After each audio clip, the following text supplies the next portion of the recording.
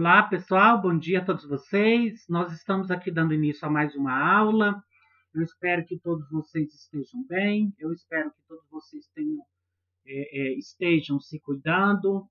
E nós iremos, na aula de hoje, né, discutir sobre a teoria social e a prática do socialismo, né? O que compreende aí os elementos, né, sobre a sociedade e essa prática política e ideológica chamada então de socialismo. Então, gente, vem comigo que eu vou lá discutir com vocês. Contextualizando, então nós vamos aqui fazer, né, aí um apanhado, né, uma análise para vocês então compreender aí as teorias, né, que compreendem os elementos sociais. Surgem as tradições intelectuais no início do século XIX, e aí nós vamos ter então o conservatismo. O que é esse conservatismo? As reviravoltas provocaram profundas perdas e prejuízos à sociedade. Então, dentro desse elemento intelectual aí do início do século XIX, nós temos então essa sociedade conservadora. Depois nós vamos ter aí o liberalismo. As revoluções francesas e a Revolução Industrial inauguraram então uma nova história da humanidade, que seria então uma humanidade mais livre e uma humanidade que tivesse aí o chamado liberalismo econômico, no qual o Estado não ia intervir nem nas decisões individuais do ser humano e nem nas decisões políticas econômicas. Número 3, o socialismo. A Revolução Francesa, gente, ela é um marco sobre os ganhos sociais da humanidade. Mas a Revolução Industrial, gente, ela produziu aqui bastante malefícios imagináveis para a sociedade, né? Aqui, a sociedade, né? A humanidade, ela vai ter ganhos positivos, porém ela vai ter ganhos, né, negativos extremamente, né, aqui imagináveis. Diante, então, das revoluções industrial e francesa, surgem, então, diversas concepções sociológicas. O Claude-Henri Saint-Simon diz o seguinte, que métodos científicos, né, aplicou aqui métodos científicos, problemas sociais e a indústria. E o Charles Fourier, né, era necessário substituir o capitalismo por formas mais iguais, né, de sociedade sectária, né, sociedade de segmentos, né? Então, ambos aí, né, os pensadores, né, vai dizer que a Revolução Francesa e a Revolução Industrial, ela vai trazer malefício, né, bastante significativo aqui, né, para a sociedade daquele período, daquele momento. O surgimento, então, da sociologia. Primeiro, gente, o que é sociologia? Ela é uma ciência que ela estuda aí os elementos que compreendem a sociedade. Então, ela discute a política social, a cultura, né, aqui, né, todos os elementos que engloba aqui, né, a questão da sociedade. Então, diante das revoluções francesa e industrial, gente, surgem, então, novas concepções sociológicas. Surge, então, um novo jeito de pensar aí a sociedade, porque está surgindo, então, um novo modelo de classe social. O Robert Owen, ele diz o seguinte, que a melhoria na situação da classe trabalhadora deve vir a partir da educação, né? Então, ele vai defender que só é possível os operários, os trabalhadores melhorarem suas condições de vida e suas condições de trabalho e reivindicar os seus direitos a partir do viés da educação. O Pierre Joseph, né, ele vai defender a ideia de priorizar uma organização produtiva que ela seja baseada na autogestão em detrimento do sistema capitalista, né? Então ela vai dizer que os grupos operários, né, devem eles próprios, né, se auto, né, governar, vamos dizer assim, se auto chefiar, né? Seria aí o princípio da associação, né? Aqui das organizações em defesa, né, dos trabalhadores. E o Karl Marx, né, ele prioriza o desaparecimento do capitalismo e a necessidade urgente do comunismo. Então, Karl Marx vai criticar ferrenho, né, o capitalismo e vai defender aqui o comunismo, né, que a partir do comunismo nós vamos ter aí como fruto, né, dessa corrente filosófica de pensamento, nós vamos ter então o socialismo. E aí o Karl Marx vai dizer que o capitalismo é que corrompe aqui a sociedade, é que escraviza o operário, é que escraviza, né, o ser humano. As condições sociais, gente, aqui na sociedade industrial emergente. Qual eram as condições, né, do operário, qual eram as condições dos trabalhadores naquele momento? O Karl Polanyi, ele vai dizer o seguinte: a esfera econômica atinge a autonomia, que são leis específicas em relação à esfera social. Ocorre, então, o desaparecimento do Poor Law e o favorecimento do mercado de trabalho. Trabalho, terra e moeda são objetivos de transições livres, né? A França, né, as corporações dedicadas à produção do trabalho são abolidas. A Inglaterra surge o movimento dos enclausures, né, aqui, né, dos cercamentos, né, aí como forma de beneficiar até mesmo aí a Revolução Industrial. E com isso, gente, o enclausure ele vai impulsionar aqui um êxodo, né? O enclausura, que seria enclausurar, seria cercar aqui as propriedades privadas, vai fazer com que os camponeses perdem aí a terra e vão ser obrigados, né, a ir para as cidades, né, em busca de trabalho nas indústrias. A circulação maior de moeda, ela permite, então, a individualização do trabalho, né? Aqui, com o aparecimento da moeda com mais facilidade, nós vamos ter, então, aqui um trabalho, né, não mais coletivo, né, mas um trabalho individualizado. Seria cada um por si, né, aqui nessa ideia, né, nessa ideia de pensamento. As condições sociais na sociedade industrial emergente. Como que era, gente, a condição da sociedade no momento em que nós temos aí uma emergente surgimento da sociedade industrial? Deixa eu beber água aqui, gente.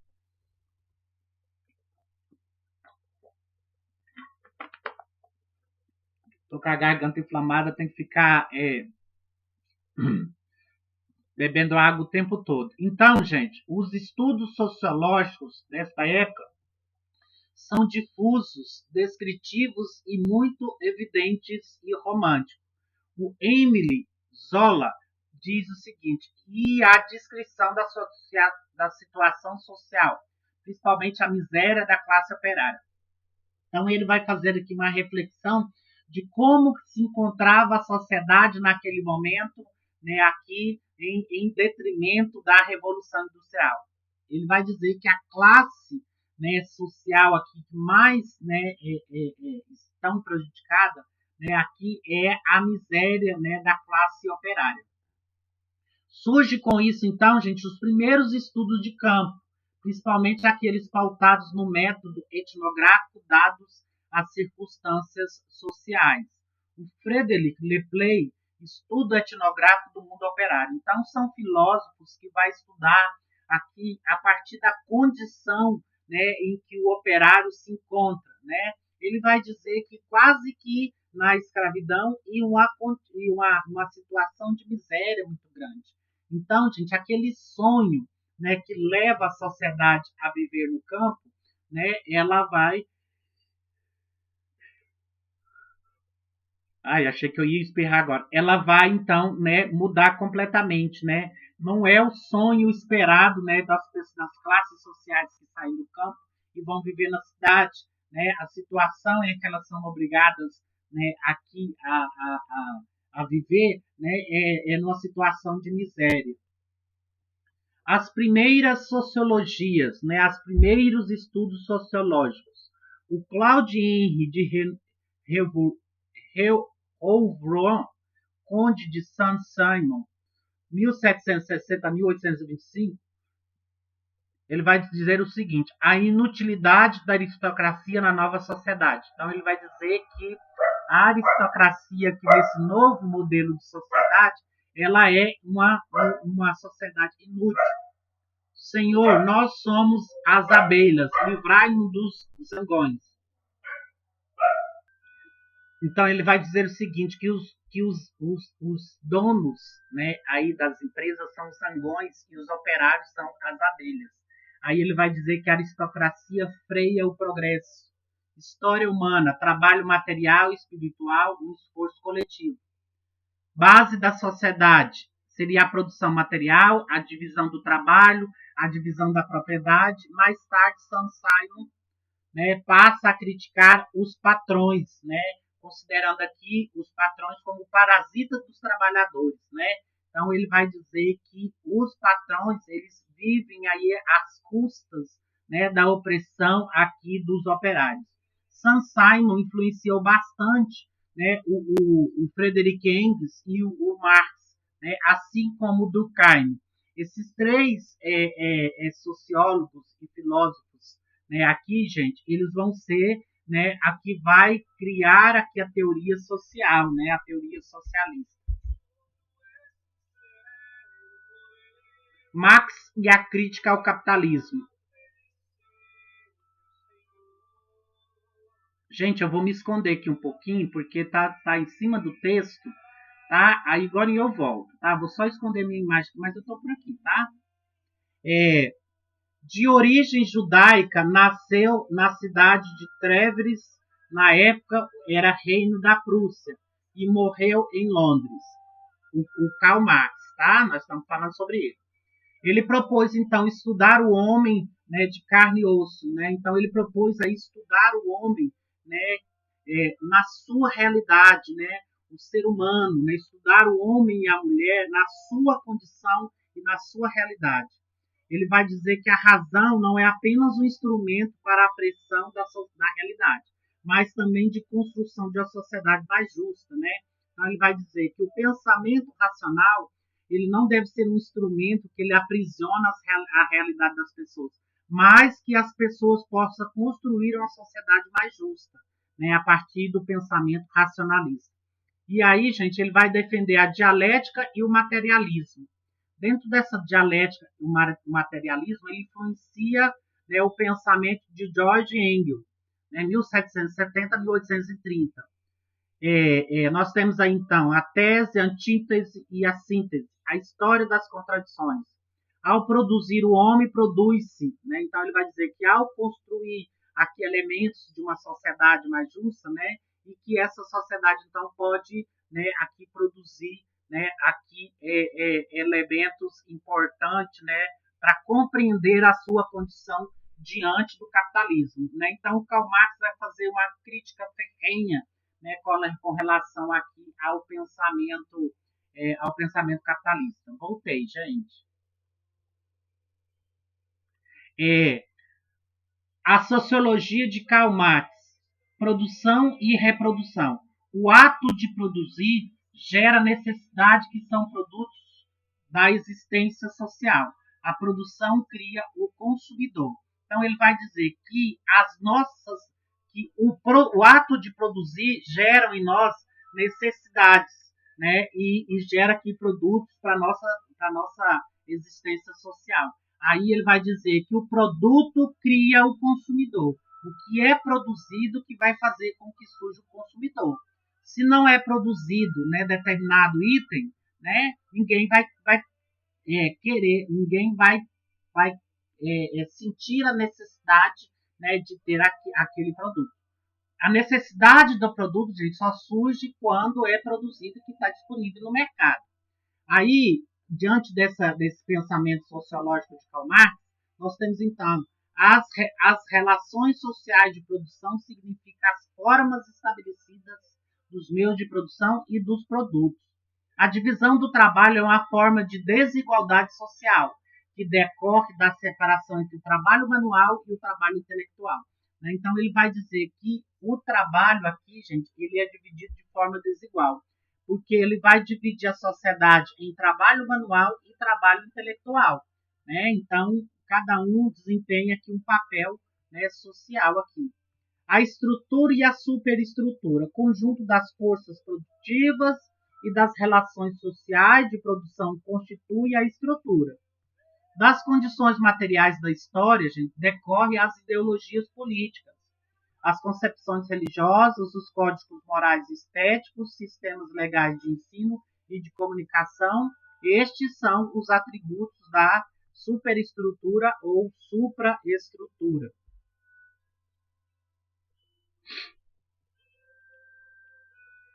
O materialismo histórico. O modo de produção da vida material, gente, ela condiciona, então, o desenvolvimento da vida social, da vida política e da vida intelectual em geral. Não é a consciência dos homens que determina o seu ser. É o seu ser social, né, que inversamente determina a sua consciência. Né? Então, vai dizer que os elementos, né, aqui que corroboram para o surgimento da consciência do homem é em detrimento aqui do seu ser. Né? E ele vai dizer que o seu ser, o seu eu, é construído a partir do ser social. Né? Então, a partir do momento que você compreende o seu papel aqui, né, social, né, é que você vai determinar aqui a sua consciência. Né? A partir do momento que você se relaciona com as pessoas, é que você vai determinar aqui a sua consciência. As classes sociais e a estrutura social. Numa época, gente, em que duas mãos não podem produzir mais do que o que uma boca consome, não existe bases econômicas. O excedente da produção que permite a divisão do trabalho, assim como a apropriação das condições de produção, por parte de alguns membros da comunidade. A existência das classes sociais vincula-se a circunstâncias históricas específicas, nas quais sejam aquelas que a criação de um excedente possibilita a apropriação privada das condições de produção. Então, gente, aqui nós temos então alguns elementos importantes. Primeiro que aqui, né, vai dizer o seguinte, que duas mãos não produzem mais do que o necessário, né, para que uma boca consuma. Então, nesse pensamento aqui, nessa ideia de construção de pensamento, não deveria existir aí as bases econômicas, como o capitalismo, né, e aí por diante. E aí ele vai dizer o seguinte, que o socialismo surge a partir do momento, o socialismo não, gente, o capitalismo vai surgir a partir dos excedentes da produção. Né? Então, na verdade, eles produzem para que haja excedente, né? Aí ele vai dizer que com isso, então, nós vamos ter a existência das diversas classes sociais que foram sendo construídas ao longo da história. Aí, as classes sociais, a estrutura social. A configuração básica de classes sociais expressa-se no modelo dicotômico. Dicotômico, gente, dicotomia é divisão, tá? Quando eu estou me referindo a dicotomia, eu estou dizendo a divisão. Então, de um lado nós temos os proprietários, do outro lado nós temos os possuidores dos meios de produção. Do outro, o que não os possui, né? Então, aqui vai dizer que nós temos uma divisão de classe social. De um lado nós temos os proprietários e do outro lado nós temos os meios de produção, aqueles que detêm o meio de produção. O modo capitalista de produção, gente, é separar cada vez mais o trabalho e os meios de produção. Então, quando nós falamos de modo de produção capitalista, nós estamos falando de classe trabalhadora e meio de produção.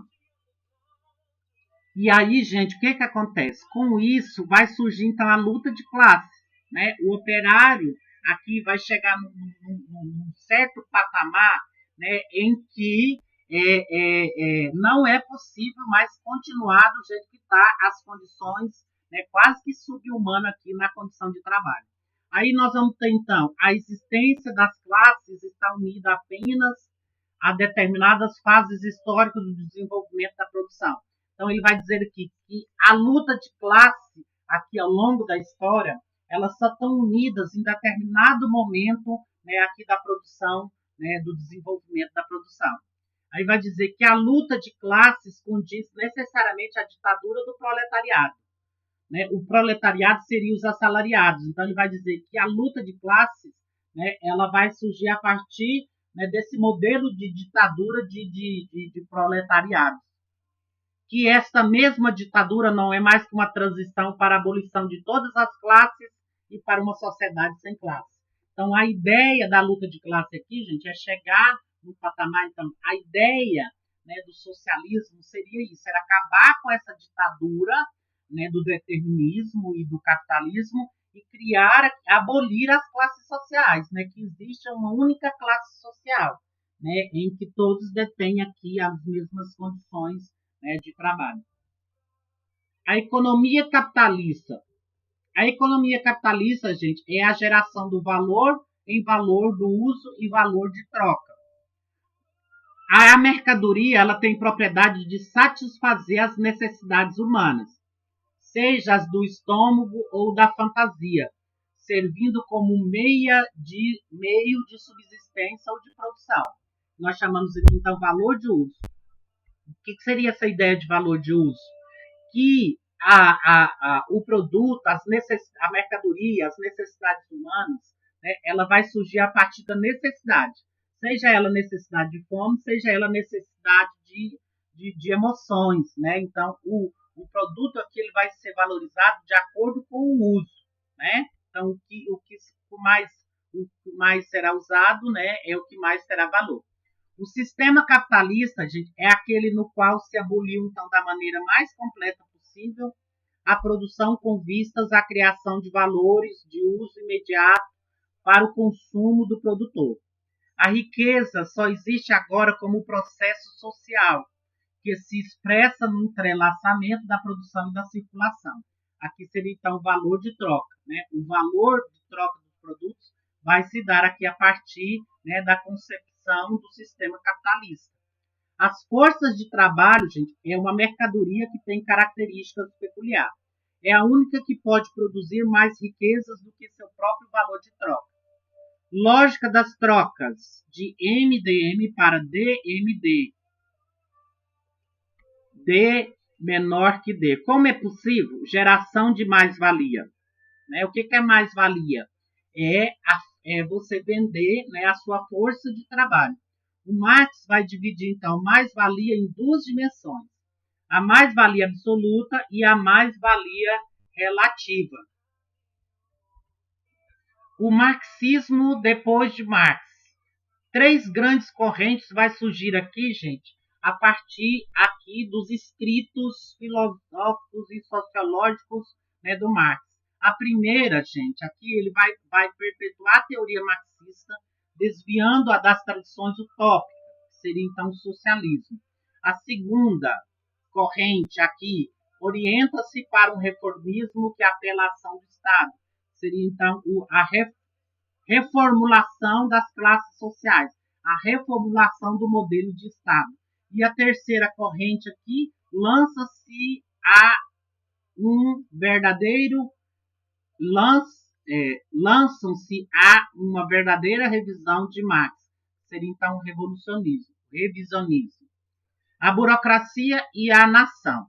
Termos pouco debatido por Marx, né? Então Marx discutiu pouco essa ideia de burocracia e de nação. O desenvolvimento da burocracia nos países do leste europeu estimulou as análises marxistas sobre esse fenômeno. O termo burocracia foi cunhado essencialmente por Gournay, não é uma criação de Weber. A nação, gente, em uma posição dialética, ora sendo o problema do capitalismo, ora sendo uma entidade real para a marcha aí do socialismo.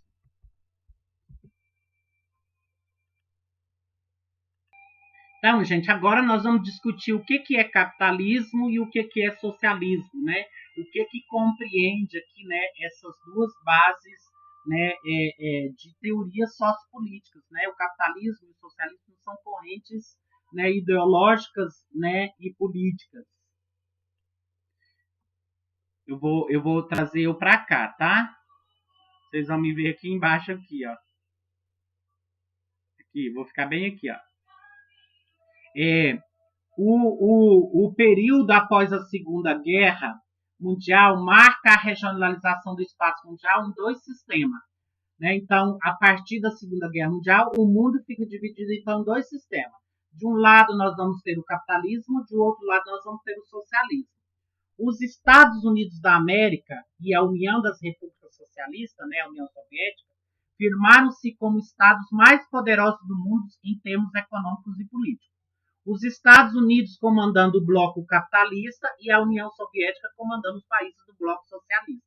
Então, a partir da Segunda Guerra Mundial, o mundo fica dividido em dois polos de poder, no qual a parte ocidental fica nas mãos dos Estados Unidos e a parte oriental fica nas mãos, né, da União das Repúblicas Socialistas Soviéticas, né, que era a União Soviética.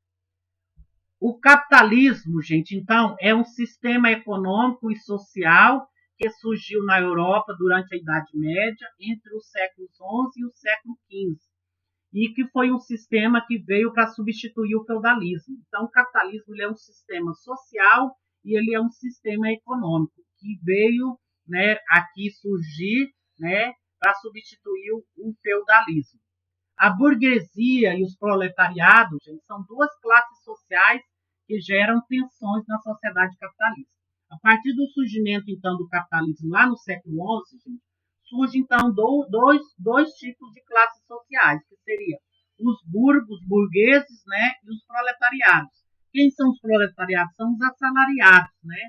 São aqueles que vão vender a sua força de trabalho. Pois a burguesia detém os meios de produção, máquinas, equipamentos, matérias-primas e terra, e os proletariados, que são os trabalhadores, que muitas vezes são mal pagos e têm direitos trabalhistas negados. Então, nesse modelo social, gente, o trabalhador ele é bastante desprovido de direitos sociais, porque o proletário detém aqui os meios de produção e o trabalhador, né, detém aqui a força de trabalho, seja ela braçal, manual, seja ela intelectual. As fases do capitalismo. Então, o capitalismo, gente, ele foi ao longo do tempo evoluindo aqui, né, de forma sistemática. Então, a primeira fase do capitalismo aqui seria o capitalismo comercial, que ficou marcado durante as grandes navegações a partir do século XV. Então, a partir do momento que os portugueses, os espanhóis, os europeus, né, em si, né, quando eles começam a descobrir novas rotas comerciais e começam a comercializar com outros países, nós vamos ter aí, né, o chamado o capitalismo comercial, né, em detrimento aqui, em surgimento das grandes navegações. Depois nós vamos ter a segunda fase do capitalismo, que é o capitalismo industrial. Aqui o capitalismo industrial, gente, ele vai surgir a partir da Revolução Industrial. Então, no capitalismo industrial, nós vamos ter a introdução das novas tecnologias para ampliar o processo de produção com a utilização das máquinas a vapor. E por último, né, aqui terceira fase, né, nós temos então o capitalismo financeiro, que é o capitalismo que perdura até os dias atuais. Nessa fase, gente, aqui que é a fase atual, ela é marcada então pela integração entre o capital industrial e o capital bancário. Né? Então nós temos aqui, né, uma junção entre a indústria e os bancos, que ficou consolidada, gente, esse capitalismo financeiro após a Primeira Guerra Mundial, que foi de 1914 a 1918. Uma das formas de indústrias garantirem dinheiro para o investimento é vender cotas de suas empresas. Essas cotas são chamadas de ações, e essas ações são valorizadas, né, de acordo com as bolsas de valores. Então, por exemplo, uma empresa, o dono de uma empresa pega a sua empresa, ele fica com 60% e os outros 40% ele divide em cotas. Ao dividir em cotas, essas cotas são transformadas em ações que são vendidas na bolsa de valores para outros investidores. Agora eu vou me levar lá para cima, tá, gente? Aqui, vou ficar bem nesse cantinho aqui agora. Quais são as características do capitalismo? O capitalismo, gente, ele caracteriza pela propriedade privada dos meios de produção. Então, todo o maquinário, toda a forma de produzir está nas mãos da propriedade privada. Nós temos, então, aqui uma economia de mercado, no qual quem vai ditar as regras, o valor aqui, né, dos produtos, aqui é o próprio mercado, né, os próprios consumidores. No capitalismo, gente, gera-se a lei da oferta e da procura. Então, quem ofertar melhor produto, mais aquele produto vai ser procurado. E aqui tem a livre concorrência, né? Então, qualquer pessoa pode abrir qualquer empresa, né, do lado até mesmo de outra mesma empresa. Aqui o trabalho é assalariado e esse tipo de capitalismo ele é baseado, gente, no lucro, né? É única exclusivamente, né, aqui em detrimento do lucro. Aí nós temos então que é o mercado, né? Aqui a procura, o preço e a oferta. E aí nós temos aqui uma chave, né? Aviso, propriedade privada, entrada proibida. Essa seria então a ideia de propriedade privada e aquele que detém os meios de produção. Então, numa propriedade privada, gente, ninguém pode entrar, né? Por exemplo, se alguém entrar na minha casa sem a minha autorização, é invasão de propriedade privada. Então, a pessoa ela pode responder criminalmente, tá? Então, ninguém pode entrar dentro da sua propriedade sem ser convidado.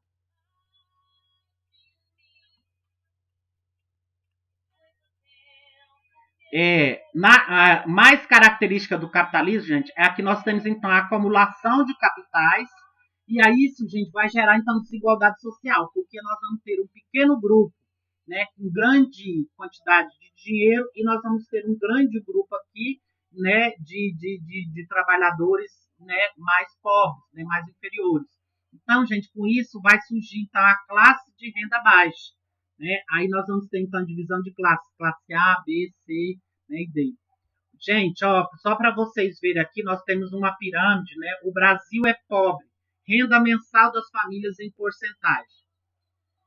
Nós temos 1%, gente, aqui de famílias que recebem de quase 14 mil a 30, quase 34 mil. Nós temos 4% da população que ganha entre 6.780 a 13.560. Depois nós temos a terceira classe social, que é o 9% da população, que ganha 3.390 a 6.780.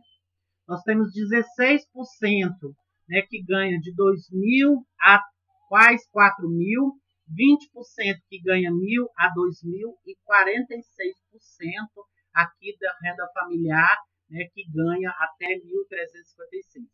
66% das famílias, gente, ganha até 2034. Então, vocês percebem aqui que, né, uma pequena classe social detém, né, aqui, né, grandes quantidades salariais e uma grande quantidade detém pouca quantidade salarial. É igual aqui, ó, você observa essa charge, né? Aqui, uma pessoa rica, né, aqui com um saco de dinheiro, então essa pessoa que detém, né, a maioria das riquezas, enquanto aqui uma pessoa pobre, né, miserável, aqui carregando, né, quase que a sua casa nas costas. E aqui, gente, ó, nós vemos uma desigualdade nítida, né, de um lado uma periferia e de um lado, né, um condomínio aqui extremamente luxuoso, né. Então, olha para vocês verem a desigualdade social presente nessa única imagem aqui, né? Nessa imagem aqui e na de cima, né? Aqui, gente, nós temos então as transnacionais, né? Que são as multinacionais, né? Que hoje a gente não fala mais multinacional, né? Hoje a gente fala transnacional, né? Aí nós temos então as transnacionais e as corporações, né? Em várias partes do mundo, né? As empresas aí que detêm, né? A propriedade privada. Aqui, gente, vocês podem ver outras empresas, né? Aqui, né? Que detêm aqui as marcas, né? Coca-Cola, PepsiCo, P&G, Nestlé, né? Johnson Johnson, Unilever, né? E aí por diante. Agora nós vamos falar do sistema socialista. O sistema socialista, gente, ele é o sistema socialista, gente, ele é um sistema econômico, político e social que propõe aqui a construção de uma sociedade sem classes sociais e sem desigualdade social. Então, o socialismo ele prega a ideia de uma única classe social. O socialismo, gente, ele defende aqui a extinção da propriedade privada, com o Estado passando a controlar a economia e os meios de produção, tentando distribuir de forma justa os bens, os serviços à população, como saúde, educação, habitação. Então, aqui no socialismo, gente, não prega aqui a divisão de classe social, né? Aqui eles defendem a ideia de não concentração de renda, que a renda deve ser compartilhada de forma igualitária. Quais são as características do socialismo? É uma estatização, né? Então as empresas, né, passarem para as mãos do Estado, uma economia planificada, né, que seja igualitária, uma economia plana, o pleno emprego, né, que todas as classes, que todas as sociedades, né, tenham emprego, e a relação social aqui, né, que não deve existir a divisão de classe social.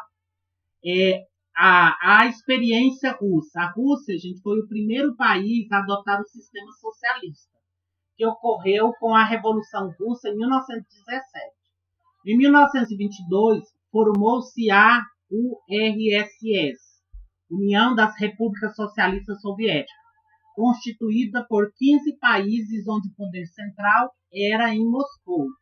Após a Segunda Guerra Mundial, gente, os países do leste europeu e outros da União Soviética, o modelo de governo instaurado na União Soviética não seguiu as propostas originais do socialismo. Então, gente, ficou que é um socialismo utópico e um socialismo real. Seria aquele socialismo que a gente sonha em ter e aquele socialismo que realmente existe. A União Soviética seguiu a ter indicadores sociais semelhantes ao dos países capitalistas ricos. Né? Então, o socialismo não conseguiu, durante muito tempo, garantir, né, aqui os seus ideais. Por isso que eu falei para vocês que nós vamos ter, então, duas divisões aqui de pensamento socialista. Então, nós vamos ter algumas imagens aqui, né, da esquerda para a direita, formada por 15 repúblicas, né, a União Soviética,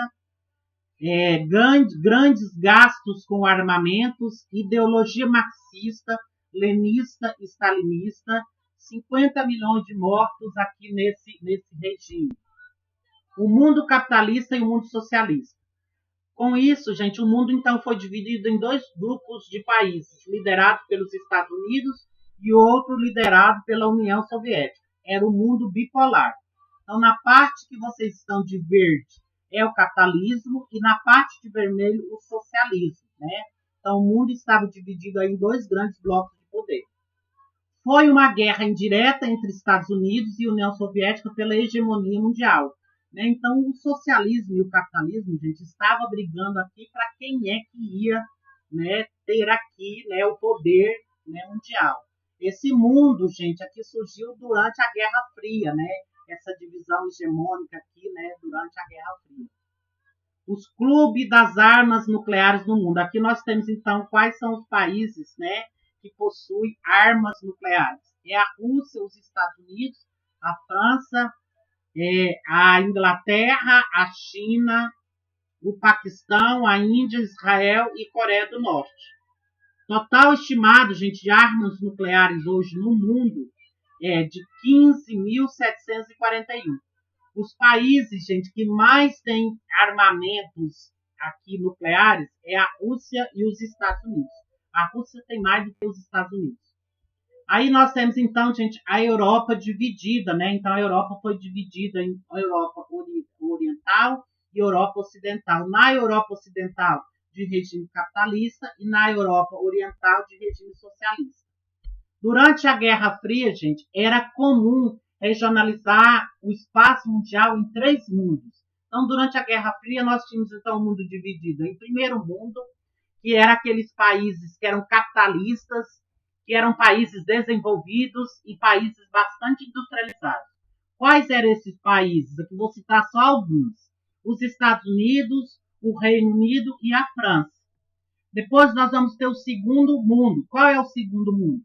O segundo mundo, gente, é formado pelos países socialistas, né, como é o caso da China, da União Soviética e da Polônia. E nós temos, então, o terceiro mundo aqui, que são os países subdesenvolvidos, né, como o caso do Brasil, Marrocos, Bolívia e Egito. O fim da União Soviética. A União Soviética deixou de existir em 1991, mas foi se fragmentando ao longo da década de 80, de 1980, culminando na falência de Estado, pois este gastava mais dinheiro com armamentos e custeio do regime do que com outros setores da economia, não conseguindo então concorrer com as potências capitalistas. O fim da União Soviética, gente, foi simbolizado pela queda do Muro de Berlim em 1989, né? Então aqui, quando o socialismo então deixou de existir e foi preponderando aqui então o capitalismo.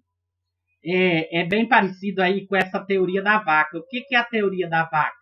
E aí eu vou terminar com esse slide falando para vocês então da teoria da vaca. A teoria da vaca diz o seguinte: socialismo. No socialismo você tem duas vacas. O governo toma uma e dá para o seu vizinho que não tinha nada. O comunismo. Você tem duas vacas. O governo toma as suas duas vacas e dá a você diariamente um pouco de leite. O fascismo. Você tem duas vacas. O governo toma as suas duas vacas e vende para você o leite. O nazismo. Você tem duas vacas. O governo mata você e te torna e toma as duas vacas. Na burocracia, você tem duas vacas. O governo toma as suas duas, mata uma e joga fora o leite da outra. Na democracia, você tem duas vacas. Vende as duas para o governo, se muda para a cidade e arruma um emprego público. O anarquismo, você tem duas vacas, mata as duas e faz um churrasco. Capitalismo selvagem, você tem duas vacas, vende uma, compra um touro e governa todos os bezerros compra um touro e o governo toma os bezerros como imposto de renda. O petismo, sua vaca sumiu, ninguém sabe, ninguém viu. Então, gente, eu termino aí, né, com essa brincadeirinha aqui, mas fazendo uma análise, né, com esses regimes políticos que foram surgindo aí, né, ao longo do tempo. Então, gente, eu termino com um grande abraço, fique com Deus. Qualquer dúvida, eu estou no WhatsApp.